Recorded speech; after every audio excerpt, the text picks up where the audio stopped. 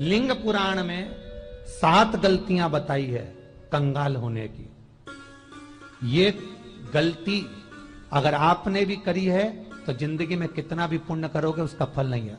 आज की कथा को लिखकर रखना, शायद तुम्हारी जिंदगी संवर जाए। लिंग पुराण में 7 गलतियां बताई है व्यक्ति को बर्बाद होने की। पहली गलती है, उसमें से अगर आप स्वीकार कर रहे हैं ये गलती तो समझ लो कि गलती आपने करी है।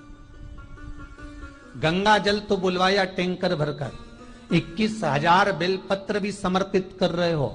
आप मंदिर के अंदर बैठ गए, दर्शन करने वाला आता रहा, किसी को अंदर प्रवेश नहीं दिया। आप गंगा जल चढ़ाते रहे, आप बेलपत्र चढ़ाते रहे, आप स्वयं पूजन करते रहे, और दूसरा व्यक्ति ना जाने किस भाव से, किस रूप में आकर भगवान की सेवा करना चाहता था। पंडित जी ने आपके चक्कर में उसको जल नहीं चढ़ाने दिया, पंडित जी ने आपके चक्कर में उसको बेलपत्र नहीं चढ़ाने दिया। पहली गलती यह हो गई कि भगवान के भक्त को भगवान से दूर कर दिया गया। अब उठा लो श्रीमद् भागवत कथा। 2 देवताओं ने गलती करी थी। एक ब्रह्मा जी ने गलती करी थी कि गाय बछड़ों का हरण कर लिया था। 1 वर्ष होने में 1 दिन था तब ब्रह्मा जी ने गाय बछड़े वापस दिए थे। दूसरी गलती इंद्र ने करी थी, जल वृष्टि करी तब भगवान कृष्ण को गोवर्धन पर्वत उठाना पड़ा। दोनों देवताओं ने गलती करी, पर भगवान कृष्ण ने इंद्र को क्षमा कर दिया पर ब्रह्मा को क्षमा नहीं करा। क्यों नहीं करा? क्योंकि इंद्र को क्षमा इसलिए करा क्योंकि इंद्र ने जब जलवृष्टि करी तो सारे ब्रजवासियों को भगवान के चरणों में लाकर छोड़ दिया। सारे ब्रजवासी गोवर्धन पर्वत के नीचे आकर बैठ गए, भगवान के चरणों में आ गए। और ब्रह्मा ने जो गलती करी वो ऐसी गलती करी कि भगवान से गाय और बछड़ों को दूर कर दिया। जो भगवान से भगत को दूर कर दे उसको शंकर कभी क्षमा नहीं कर सकता। इसलिए बर्बादी का पहला कारण आप भक्त और भगवान में दूरी बना दी। दूसरा कारण, भगवान की जब पूजन कर रहे हो, 21,000 बेलपत्र चढ़ा रहे हो, गंगा का जल चढ़ा रहे हो, चंदन चढ़ा रहे हो, अबीर चढ़ा रहे हो, गुलाल चढ़ा रहे हो, तो तुम्हारे भीतर ये अहंकार, जब तुम पूजन करके उठो तो उठते समय तुम्हारे भीतर अभिमान नहीं होना चाहिए कि मैंने जो अनुष्ठान करा उसके बराबर कोई नहीं कर सकता।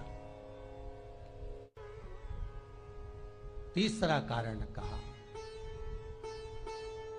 कि भगवान की सेवा तो आप कर रहे हो, भगवान की चाकरी में तो आप लगे हो, भगवान की आराधना भी कर रहे हो, दिया भी लगा रहे हो, धूप बत्ती भी लगा रहे हो, स्नान भी करा रहे हो, पंचामृत स्नान भी करा रहे हो, सारी पूजन अर्चना सब तुम कर रहे हो।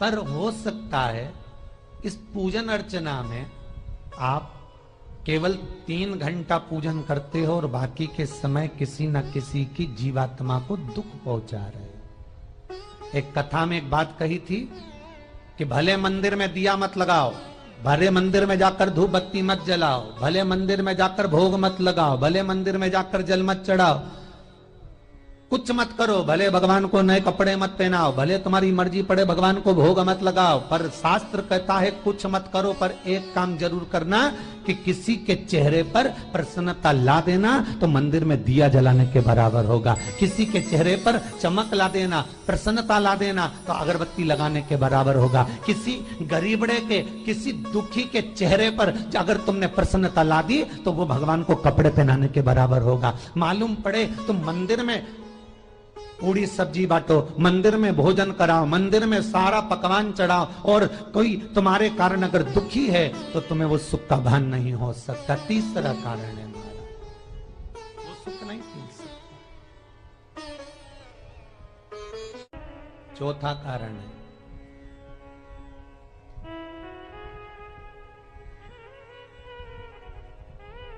महाराज, जिस मंत्र को पढ़ा जा रहा है,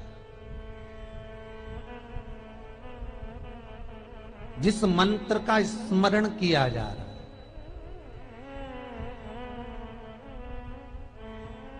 जिस भगवान की माला को हम जप रहे हैं, हम पाठ कर रहे हैं, उसमें त्रुटि। उठा लीजिए दुर्गा सप्तशती। दुर्गा सप्तशती का हिंदी अनुवाद में एक थोड़ा सा दृष्टांत दिया है, आपको मालूम होगा।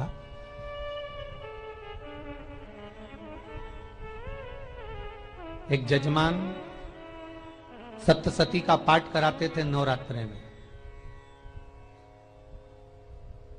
नवरात्रे पूरे होते थे और उनकी पत्नी मर जाती थी। सप्तशती के अंदर लिखा है, बहुत ध्यान से सुनिएगा। दुर्गा सप्तशती का पाठ कराते थे और पत्नी नवरात्रे के बाद 4 महीना 3 महीने के बाद मर जाती थी। बहुत दुखी था सेठ। एक शादी करी, दूसरी करी, तीसरी करी, चौथी करी, चौथी पत्नी भी मर गई। बहुत दुख हुआ। आज वो गुरुजी के पास चले गया, गुरुदेव, गुरुजी, गुरुदेव, गुरुदेव। गुरुजी बोले क्या हो गया? सेठ जी बहुत दिनों के बाद आ रहे हो, क्या बात है गुरुदेव? मेरे को एक बात समझ में नहीं आती कि मैं नवरात्रे में सप्तशती का पाठ कराता हूं, देवी जी का यज्ञ करवाता हूं, माता रानी को चूनर पहनाता हूं, उनको सुंदर बिछुड़ी, पायल, चुनड़ी सब पहनाता हूं, कन्याओं का भोजन करवाता हूं, भंडारा करवाता हूं, जवारे बोता हूं, अखंड ज्योत लगाता हूं, पर नवरात्रि जैसी पूरी होती है उसके 2 महीने 3 महीने बाद मेरी पत्नी क्यों मर जाती है? 4 पत्नियां मेरी मर चुकी हैं, 5वीं मैंने शादी करी है। गुरुदेव आप कृपा करिएगा, कुछ तो बता दीजिए, कुछ करुणा कर दीजिए। गुरुजी बोले जब तू सब कुछ अच्छा कर रहा है, जोत भी जला रहा है, कन्या भोज भी करा रहा है, चुनड़ी भी चढ़ा रहा है, भंडारा भी कर रहा है, जोत भी लगा रहा है, जवारे भी बो रहा है, माता रानी की सेवा भी कर रहा है, अखंड रात्रि व्रत कर रहा है, सब कुछ तूने करा, यज्ञ भी करा, फिर तेरी पत्नी क्यों मर सकती है? ऐसा हो ही नहीं सकता। नहीं गुरुदेव, मेरी 5वीं शादी है गुरुदेव, अब की बार आप कृपा करिए। गुरुजी ने कहा तेरे पंडित जी को अनुष्ठान पर बुला, मैं कमरे में बैठकर सुनूंगा सप्तशती का पाठ, तब मैं ध्यान करूंगा। गुरुजी अंदर के कमरे में जाकर बैठ गए, ब्राह्मण पाठ करना प्रारंभ करा और ब्राह्मण ने पाठ करना प्रारंभ करा। उसमें एक शब्द आ गया, भार्यन्तु भक्षन्तु, भार्यन्तु भक्षन्तु। उसमें बोलना था भय पीड़ा को, हे जगत जननी तू भक्षण कर जा, पर ब्राह्मण बोलता था भार्यन्तु भक्षन्तु, मेरी पत्नी को, मेरी भार्या को तू भक्षण कर दे। पंडित जी जैसे ही बोले गुरुजी बाहर निकल कर आ गए। पंडित जी को रोका, रुकिए गुरुदेव, आप हर साल अनुष्ठान कर रहे हो जजमान के यहाँ और बोल देते हो भार्यन्तु भक्षन्तु, हे देवी तू मेरी पत्नी को खा जा, तो माँ हर बार उस पत्नी को निगल जाती है। निवेदन है, शब्द सुधार लीजिए, शब्द ठीक है। चौथा कारण है कि आप जो पाठ कर रहे हो, आप जो पूजन कर रहे हो, आप जो अनुष्ठान कर रहे हो, उसमें कुछ ना कुछ गलती जरूर हो रही है। ये चौथा कारण है।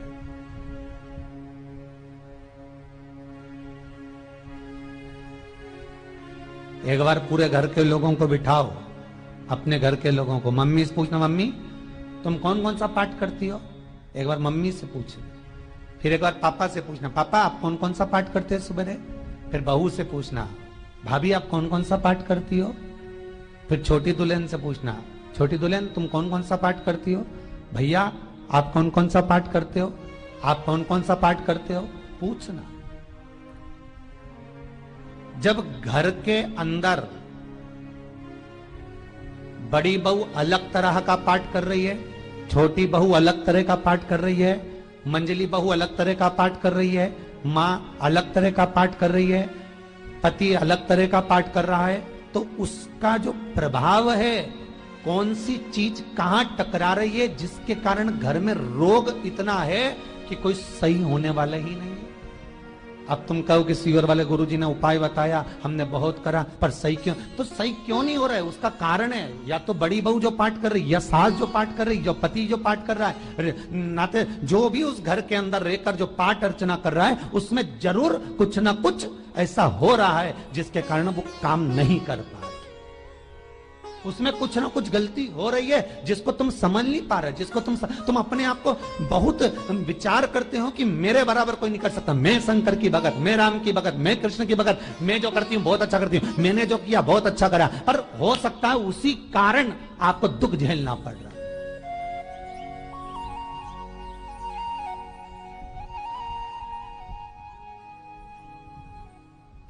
उसी के कारण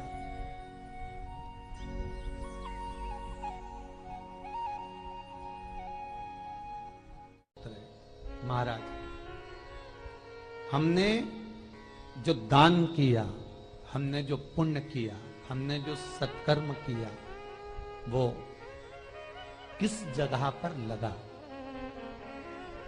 पांचवा सूत्र,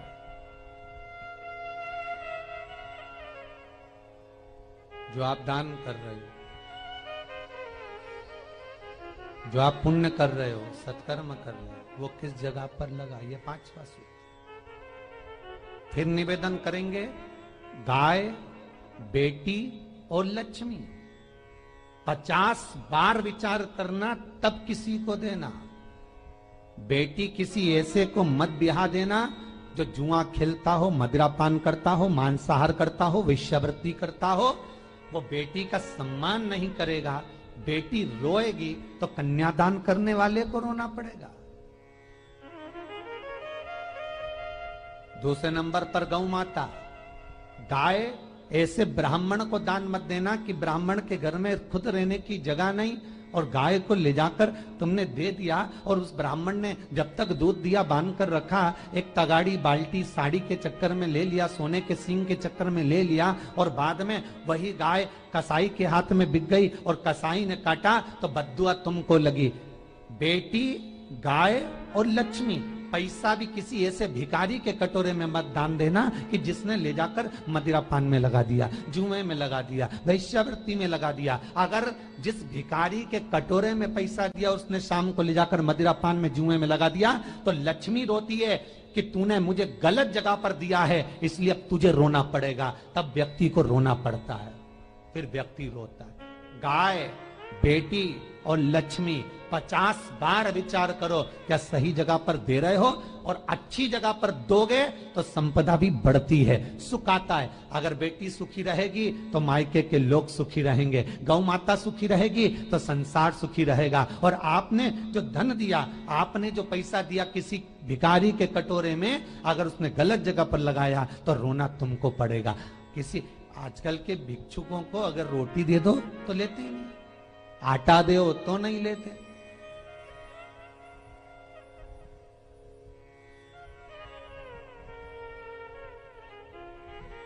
पहले के समय में जो भिक्षुक आते थे ना, तो रोटी बनी हुई मांगते थे।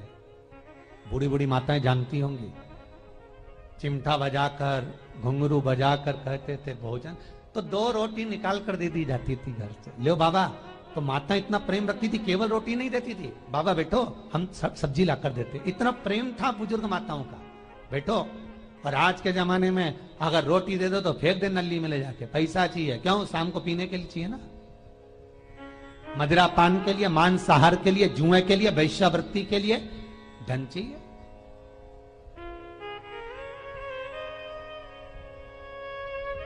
भोपाल के और इंदौर के, इंदौर का राजवाड़ा चौराया और भोपाल का लाल घाटी चौराया, इन दोनों चौराहे पर इतने से बच्चे लोग भीख मांगते हैं और उनकी माताएं और उनके पिता रोड के किनारे पर चिलम लगाते बैठे रहते हैं, पांव लंबे करके पड़े हैं और ये कमा कमा के उनको दे रहे हैं। और धन्य हैं ऐसे लोग जो उनको दान भी दे देते हैं। जिसको जरूरत है उस तक कुछ नहीं पहुंचता। अभी भी 4-6 महीने लॉकडाउन चला, जिसको जरूरत थी एक रोटी की उस तक कुछ नहीं पहुंचा, और जिसके पास में पहले से भरा हुआ था उसने और ले जाके भर लिया। जिसको जरूरत थी उस तक नहीं पहुंचा। अभी ठंड आ रही है, बहुत सारी संस्थाएं कंबल बांटेगी, रेलवे स्टेशन पे लोगों को कम्बल उड़ा रहे हैं, कोई सो रहा है जमीन पर उसको कम्बल उड़ा रहा है, बस स्टैंड पे चले गए कोई रोड पे सो रहा है कम्बल उड़ा रहा है, तो इतना बड़ा नाम चलेगा कि उनने कम्बल उड़ाए, कम्बल उड़ाए, कम्बल उड़ाए। और वो कम्बल जिसको उड़ाया वो दूसरे दिन जाकर कपड़े की दुकान पर बेच के आ गया, 200 रुपए लिया आया, रात को पीकर फिर सो गया, क्योंकि फिर कहीं कहाँ आएगा, फिर उड़ा के चले जाएगा, क्योंकि इन्होंने तो ये करके रखा है कि नाम कमाना है तो कम्बल उड़ाए जाओ। जिसको जरूरत है वहां तक सामान नहीं पहुंचता भाई, जिसको जरूरत है वहां तक सामग्री नहीं पहुंचती भाई। आपने दिया और उन्होंने ले जाकर बेच दिया, और फिर सोचते हो कि मैंने तो पुण्य करा है। कई लोग कहते हैं मैंने दान करा, मेरे को इतना फल मिलेगा। काहे का दान करा? ऊपर तो जा, यमराज के डंडे पड़ेंगे।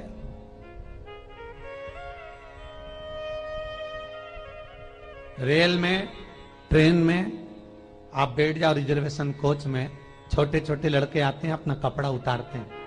सही बोलना रे भाई, जितने लोग टीवी पर कथा सुन रहे हो, छोटे छोटे बच्चे अपना कपड़ा उतारेंगे और पोछा लगाएंगे रेल की बोगी में। जब गवर्नमेंट ने स्वीपर रख रखे हैं तो तुम्हें अंदर आने का किसने कहा? कौन ने कहा कि तुम अपना कपड़ा उतार के पोछा लगाओ? और वो अपने शरीर का कपड़ा उतार कर पोछा लगाता है, आपके आगे हाथ फैलाता है, आप एक एक 2-2 रुपए दे देते हो। वो अगले स्टेशन पर उतरता है, कोई सूंघने की सामग्री लेता है, सूंघ सूंघ के वो बर्बाद हो जाता है और कहीं कूद कर मर जाता है। उसके मरने में 1 रुपया तुम्हारा भी लगा है, इसलिए नरक तुमको भी भोगना पड़ेगा, क्योंकि उसके मरने में तुमने हेल्प करी है।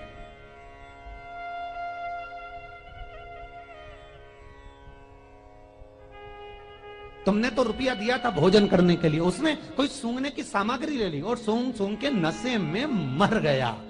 उसके मरने में 2 रुपए तुम्हारे हैं, 1 रुपए तुम्हारा है, तो भोगना तो तुमको भी पड़ेगा ना।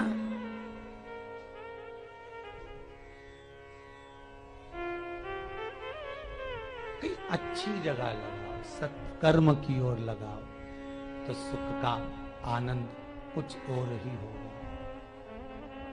सुख का आनंद कुछ और ही प्राप्त होगा। हमारा धर्म, हमारा पुण्य, हमारा सत्कर्म। 5वां कारण अपनी पुस्तिका में लिखकर रखना, तुम्हारे दुख का 5वां कारण क्या है? क्यों तुम करोड़पति से रोड़पति बन गए? तुम्हारे यहां पर 4-4, 5-5 गाड़ी थी, खूब वैभव था, खूब धन था, फैक्ट्रियां चल रही थी, सत्ताएं चल रही थी।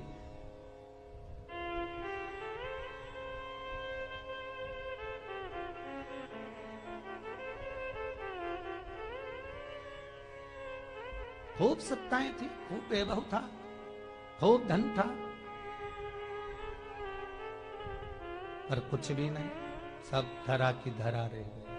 सारा कोई वैभव बचा ही नहीं, कोई वैभव नहीं।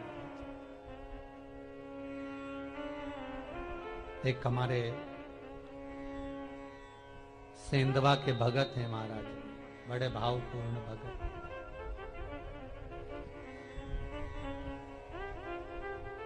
वो कहे गुरुजी हम बड़े दुखी हैं, बड़े कष्ट में। हमने कहा कष्ट का कारण कुछ ना कुछ जरूर होगा,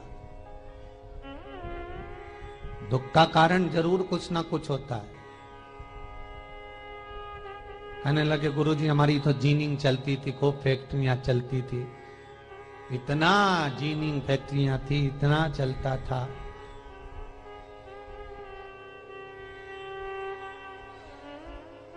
इतनी जीनिंग चलती थी, इतनी फैक्ट्रियां चलती थी, गुरुदेव बहुत दुखी हो गए। हमने कहा दुख का कारण, जो ये 7 कारण है शिव महापुराण के, लिंग पुराण में जो 7 कारण बताए हैं दुख आने के, जब फैक्ट्रियां अच्छी चल रही, जीनिंग अच्छी चल रही, व्यापार अच्छा चल रहा है, तो 7 कारण बताए हैं।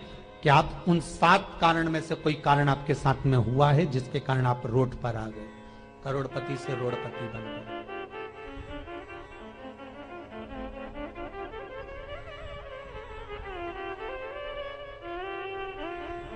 कभी कभी नगर में, गांव में सभी का व्यापार एक साथ समाप्त हो जाता है। कभी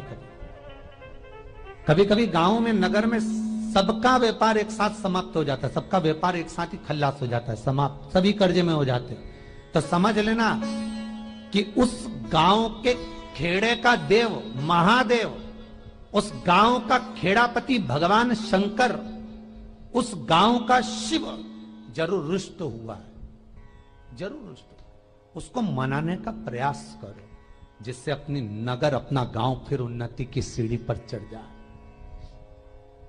पांचवा कारण मंत्र जाप को, अर्थात तुम्हारा फिर निवेदन, गाय, बेटी और लक्ष्मी 50 बार विचार करना तब देना, नहीं तो मत दे,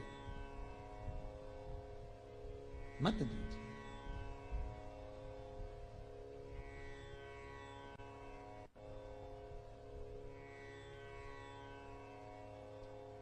और महाराज भगवान शिव की कथा का छठा कारण बता, हमारे दुख का कारण छठा कारण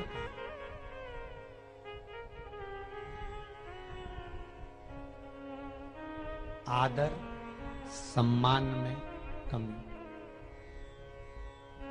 घर के जो बड़े हैं, घर के जो बुजुर्ग हैं, घर के जो आदरणीय हैं, उनका सम्मान नहीं कर पाए। सुंदर कहा, जिस घर में माँ बाप की इज्जत नहीं होती, उस घर में देखना कभी बरकत नहीं होती।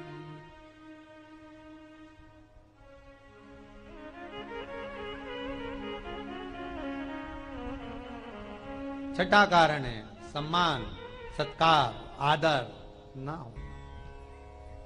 जब धन। सातवां कारण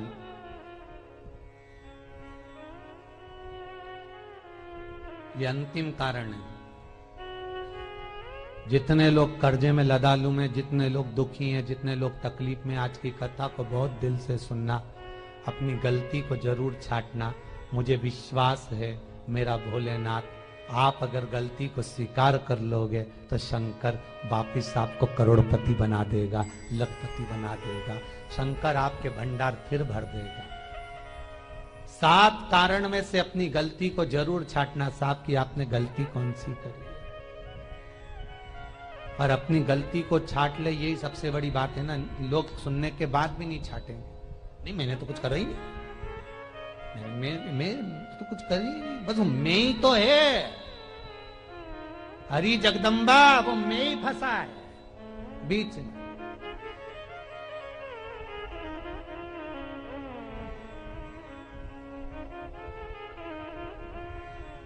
सातवां कारण महाराज, किसी का बेकार धन हमारे घर में आ जाना। एक कथा बहुत सुंदर है। एक गांव में एक व्यक्ति रहता था, खूब अच्छी कमाई करता था। पत्नी ने कहा तुम्हारे पास कमाई अच्छी हो रही है तो ये पैसा तो कोई चुरा के ले गया तो पति बोला क्या करना चाहिए, तो एक काम करता हूं, बाजार से कोड़ियां खरीद लेता हूं। कोड़ियां जानते हो, वो ऐसे बच्चे लोग खेलते हैं, कोड़ी खरीद लाता हूं। अब गांव का व्यक्ति रोज कोड़ियां खरीद के लाए, उनके यहाँ बोरे पे बोरे भरा गए, बारदान पर बारदान भरा गए, पूरा कमरा कोड़ियों से भरा गया। एक दिन राजा बीमार पड़ गया। राजा बीमार पड़ा तो राजा को वेदों ने, डॉक्टरों ने कह दिया इसका एक ही इलाज है, कोड़ियां लाई जाए, कोड़ियों को जलाकर राख बनाई जाए, वो राख राजा के शरीर पर मली जाए। राजा के शरीर पर जब राख को मलेंगे तो राजा ठीक हो जाएगा। राजा ने अपने दूतों से कहा जाओ नगर में कोड़ियां देखो। राजभवन में देखा तो कोड़ी नहीं थी, बाजार में देखा तो कोड़ी नहीं थी, सारा मार्केट घूम लिया, चारों तरफ के राज्य देख लिया, कोड़ी नहीं मिली। राजा ने दूतों से पूछा बात क्या है। दूतों ने बाजार वालों से पूछा भैया कोड़ियां क्यों नहीं है।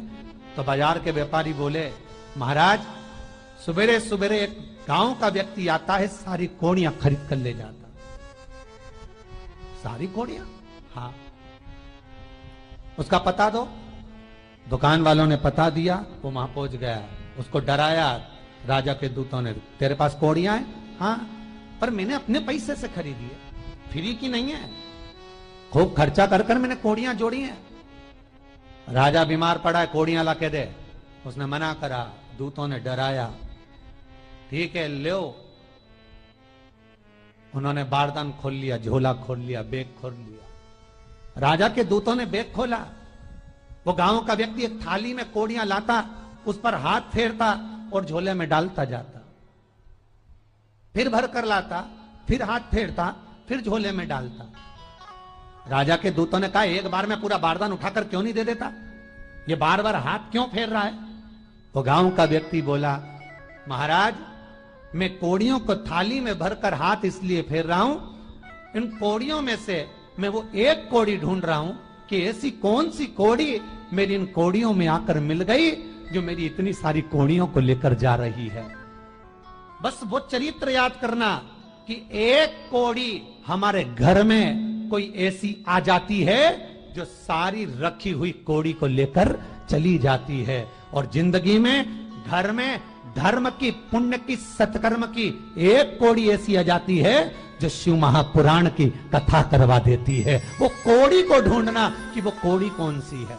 जो अच्छा काम करवा रही है अच्छी कोड़ी आई होगी, सत्कर्म करवा रही है अच्छी कोड़ी आई होगी, और मालूम पड़े एक कोड़ी ऐसी आ गई जो डॉक्टरों में भरवा रही है, सारा की सारा धन मेडिकलों में लगवा रही है, पुलिस में लगवा रही है, कहीं गलत जगह पर लगवा रही है, कहीं एक्सीडेंट में लगवा रही है। जो कोड़ी गलत जगह पर धन को लेकर जा रही है, समझ लेना कि वो कोड़ी बेकार आ गई जो सारा का सारा बर्बाद करने में लगी हुई है। उस कोड़ी को पहचानो कि वो कोड़ी कौन सी है। 7वां कारण शिव महापुराण का, लिंग पुराण का लिख कर रखना कि एक कोड़ी ढूंढना कि वो कोड़ी कौन सी घर में आ गई जो हमें बर्बाद कर कर चली गई है। वो कोड़ी को ढूंढिए, वो रुपये को ढूंढिए, वो 1 रुपया कौन सा आ गया, वो धन कौन सा आ गया जो हमें बर्बाद कर गया, कैसा आया।